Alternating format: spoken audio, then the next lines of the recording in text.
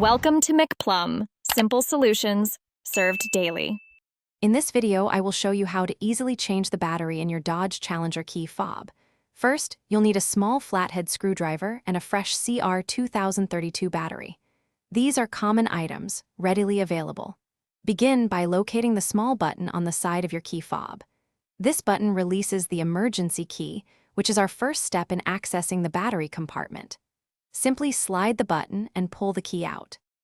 With the emergency key removed, you'll see a small slot or seam where the key was. Take your small flathead screwdriver and insert it into this opening.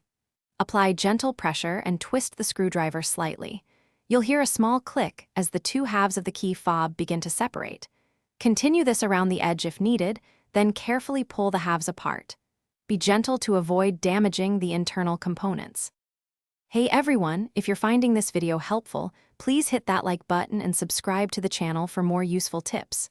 Quick recommendation: just like a fresh battery brings your key fob back to life, an Echo Dot smart speaker can bring your entire space to life with music and smart home control.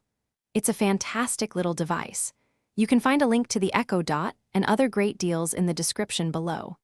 Now, let's get back to the video. Now that the key fob is open, you'll see the old CR2032 battery. Before you remove it, take a quick mental note of its orientation, specifically which side is facing up. Use your flathead screwdriver to gently pry the old battery out of its slot. It should pop out easily. Then, take your new CR2032 battery and insert it, ensuring the positive side, usually marked with a plus sign, faces upwards, just like the old one. Thanks for watching, stay juicy, and subscribe.